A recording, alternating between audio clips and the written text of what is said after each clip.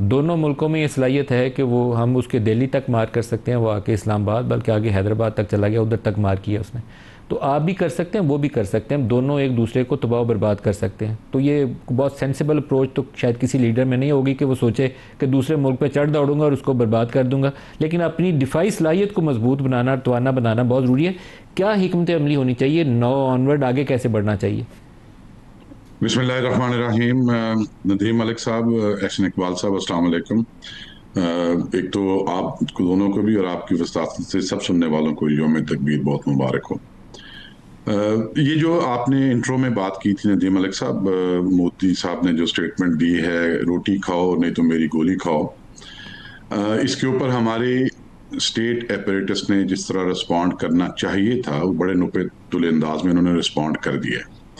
लेकिन मेरा नुक्ता नज़र ये है कि इसके ऊपर हमारे जो अवाम है, हमारे जो नौजवान और लोग हैं, उनको इसको बहुत सीरियसली नहीं लेना चाहिए। बल्कि मैं ये कहूँगा कि इंडिया के लोगों को इसको बहुत सीरियसली लेना चाहिए। ये उनके लिए बड़ा लम्हा फिक्रिया है कि क्या दुनिया के सबसे बड़े आबादी वाले मुल्क में उनको रिप्रेजेंट करने के लिए, उनको लीड करने के लिए एक ऐसा शख्स ही रह गया है जो कि एक स्टेट्समैन के तौर पर चंद बातें भी नहीं कर सकता। एक एक और बड़ी अहम बात जो आगे के लिए, जो जिस तरह एहसन इकबाल साहब ने कहा, उसमें हमें एक चीज़ का ये भी ख्याल करना चाहिए कि इंडिया ने जो कहा कि ये अब हमने पाकिस्तान को पनिश करके न्यू नॉर्मल सेट कर दिया है और जब भी कोई टेररिज्म का इंसिडेंट होगा तो हम यही करेंगे। तो बुनियादी तौर पर उन्होंने अपनी पॉलिसी ऑप्शंस और चॉइसेस जो हैं वो नॉन स्टेट एक्टर्स को हैंड ओवर कर दी। अब कोई भी नॉन स्टेट एक्टर या कोई तहरीक अगर इंडिया और पाकिस्तान को जंग की तरफ धकेलना चाहे तो उनके लिए एक बड़ी आसान ऑप्शन उनके हाथ में आ गई है। इसी तरह हमें भूलना नहीं चाहिए कि कोई स्टेट एक्टर भी ऐसा, कोई नेशन स्टेट ऐसी जिसके इश्यूज या इंडिया के साथ हों या हमारे साथ हों, वो अगर ये इसको इस पॉलिसी को एक्सप्लॉइट करना चाहे तो वो भी एक टेररिज्म का इवेंट स्टेज कर सकते हैं। तो ये तो बड़ी अहम खाना पॉलिसी है। ये न्यू नॉर्मल नहीं है, ये न्यू एब नॉर्मल है। अभी आगे क्या करना चाहिए? मेरे ख्याल में फौरी तौर पे तो मिलिट्री कॉन्फ्लिक्ट स्टेज करने में इंडिया किसी पोजीशन में नहीं है, लेकिन अगर बीजेपी ही गवर्नमेंट में रहती है तो इस हजीमत को आप बदला तो वो लेने की कोशिश करेंगे। तो सबसे पहले तो हमें कोशिश ये करनी चाहिए कि आर्मी इंटरनल फ्रंट से फ्री हो। देखिए, बहुत सारी बहस हुई इस इशू, इस कॉन्फ्लिक्ट के ऊपर, लेकिन एक चीज पे ज्यादा बहस नहीं हुई। 20 साल से हमें तकरीबन 2/3 फौज हमारी इंटरनल फ्रंट पे डिप्लॉयड है, जो हो रहा है बलूचिस्तान में और वेस्टर्न बॉर्डर पे, केपी में, सबको पता है। और ये बहुत हिम्मत दिखाई इस दफा पॉलिटिकल लीडरशिप ने कि उन्होंने वेस्टर्न बॉर्डर से यूनिटों को, फौज को शिफ्ट नहीं किया ईस्टर्न बॉर्डर। ये पहली दफा हुआ ऐसा। और इतने श्योर थे, इतने कॉन्फिडेंट थे कि हम जो कुछ हमारे पास ईस्टर्न साइड पे मौजूद है उसी से निपट लेंगे। और ये एक कमाल था, ये मिलिट्री स्ट्रेटजी का बड़ा कमाल था। लेकिन आइंदा हर वक्त ऐसा नहीं होगा। तो मैं ये अर्ज करूंगा कि सबसे पहले तो इंटरनल फ्रंट पे से मिलिट्री को फ्री करना चाहिए, ताकि वो इंडिया को आगे आने वाले दिनों में, खुदा न खास्ता अगर इस तरफ हम चलते हैं, इंडिया चलता है, तो कोई जवाब देने के लिए अपने आप को ट्रेन करें और कैपेबिलिटीज अपनी बढ़ाएं और अपनी हिकमत अमली और अपनी प्लानिंग को बेहतर करें। वो कैसे करना है वो सियासी कायदीन बेहतर तौर पे जानते हैं। इसी तरह इंटरनल स्टेबिलिटी के अंदर हमें फौरन 3-4 काम कर लेने चाहिए। पुलिस की कैपेसिटी पे पिछले 20 साल में सब गवर्नमेंट्स ने बहुत काम किया, अभी भी मौजूदा गवर्नमेंट बहुत काम कर रही है। लेकिन क्या पुलिस टेक ओवर करने में पूरे मुल्क में वो इलाके जो क्लियर हो गए हैं इस पोजीशन में है? मेरा ख्याल है नहीं है। इसी तरह जो हमारे मवासलाती निज़ाम है और हमारी जो मवासलाती ज़राएँ गाड़ियाँ हैं, वो एक बिग डाटा के साथ लिंक होके हमारे सिक्योरिटी के इदारे जो हैं उनको 24/7 उसकी विजिबिलिटी होनी चाहिए कि कौन कहाँ पे ड्राइव कर रहा है। इस पे क्या किया जाना चाहिए, मैं तफसीलात में नहीं जाता। इसी के साथ साथ हमें कोशिश करना चाहिए कि पाकिस्तान को, जो कि मैं कहने की जरूरत करूंगा, हाईली वेपनाइज सोसाइटी बन गई है, तो हमें एक डी वेपनाइजेशन कैंपेन भी करनी चाहिए। और हमें एक्सप्लोसिव्स के ऊपर भी जो इस्तेमाल होते हैं बहुत सारी इंडस्ट्री में, बहुत सारी माइनिंग इंडस्ट्री में, उसके ऊपर और मजीद कंट्रोल बेहतर करना चाहिए। लेकिन इन सबसे अहम बात तो एहसन इकबाल साहब ने कर दी है कि हमें मुआशी तौर पर मुस्तकबिल में और जल्द बहुत मजबूत होना है। बिल्कुल सही है एहसन साहब। जो पहला नुक्ता है इंटरनल कॉन्फ्लिक्ट्स वाला, अभी रिसेंटली चाइना, पाकिस्तान और अफ़गानिस्तान वाली जो एक जिसमें डार साहब मौजूद थे उस मौके के ऊपर, ये बहुत एक इम्पॉर्टेंट डेवलपमेंट है। अगर ये इसके ऊपर हम कैपिटलाइज़ करें और ये चीज़ आगे बढ़ जाए। अफ़गानियों के साथ हमारा एक अच्छा ताल्लुक़ है, लेकिन वो अच्छा रहा नहीं। अब बहरहाल आपके साथ एक हॉस्टाइल किस्म की रिलेशनशिप में आप चले गए। ये नई डेवलपमेंट हमें बेहतरी की तरफ ले जा सकती है। नदीम मलिक साहब, मैं समझता हूँ कि हर क्राइसिस में अपॉर्चुनिटीज़ निकलती हैं। भारत ने ये जो कुछ किया उसके साथ उसकी सुबकी हुई, पाकिस्तान को ये मौका मिला कि वो अपने आप को बैनुल-अक़वामी सतह पे रीअसर्ट कर सके।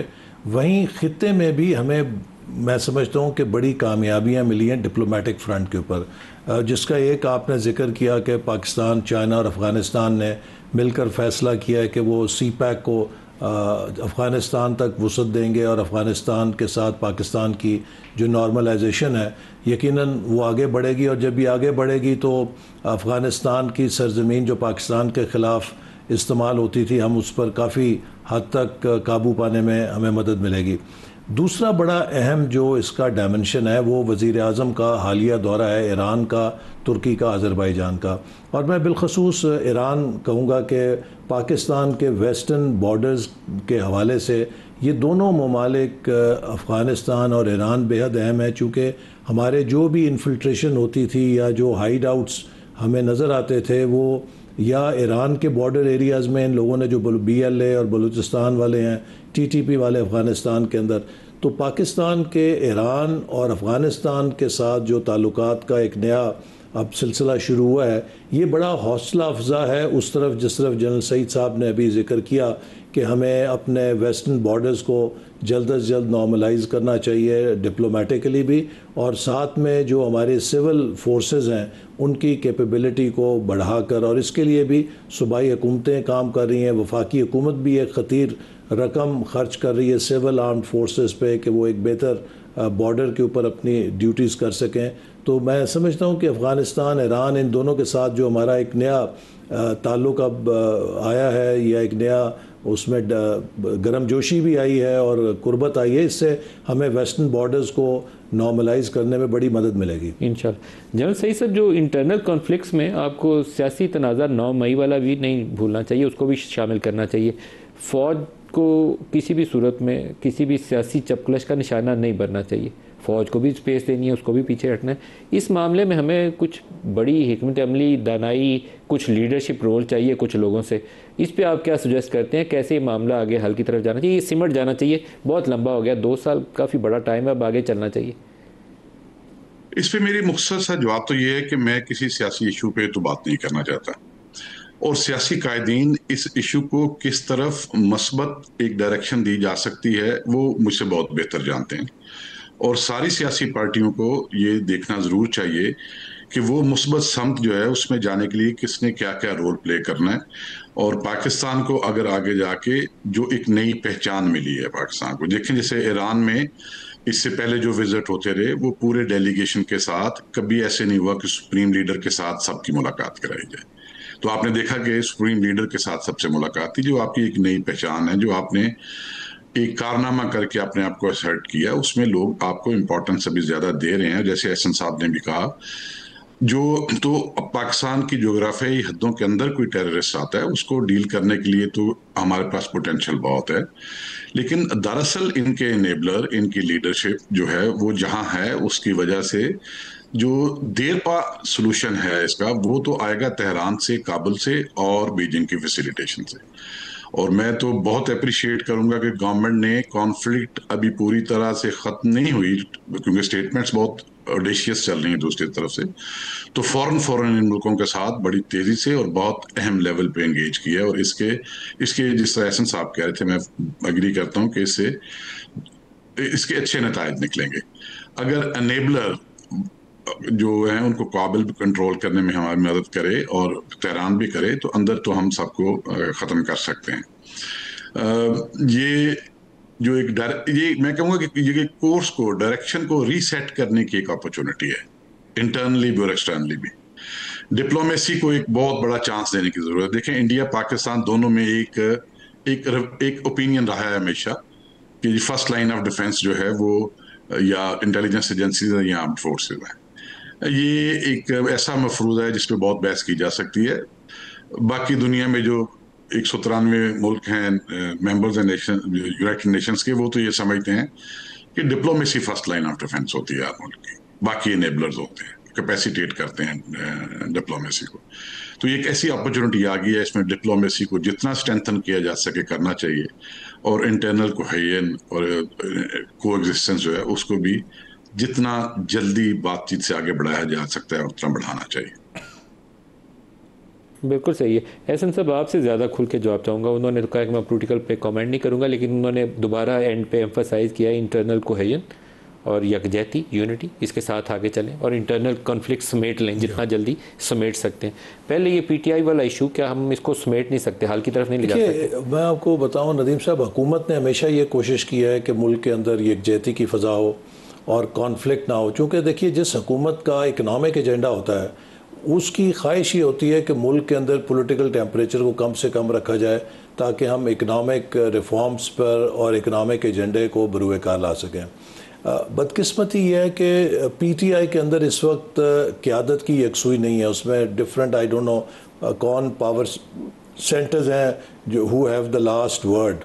एक उनके मुल्क के अंदर ग्रुप्स हैं, कुछ पार्लियामान के अंदर है, उनकी सोच कुछ और है। सेंटर एक ही है उस पार्टी के अंदर, इमरान खान, यानी कि वो सारे क्लेम करते हैं कि हम सब उनसे करीब हैं, लेकिन एंड में जब भी हमने पॉलिटिकल कंसेंसस किया है तो उनके जो बानी हैं उन्होंने उसे वीटो किया। मैं आपको एक दोबारा मिसाल देता हूँ। देखिए, अभी जब पूरी कौम की तरफ से एक बड़ा एजाज़ हमारे जो कमांडर इन चीफ हैं उनकी फील्ड मार्शल के तौर पे रिकग्निशन से एक बड़ा एजाज़ था उनके लिए, बल्कि मुसल्लह फ़ौज के लिए रिकग्निशन की गई।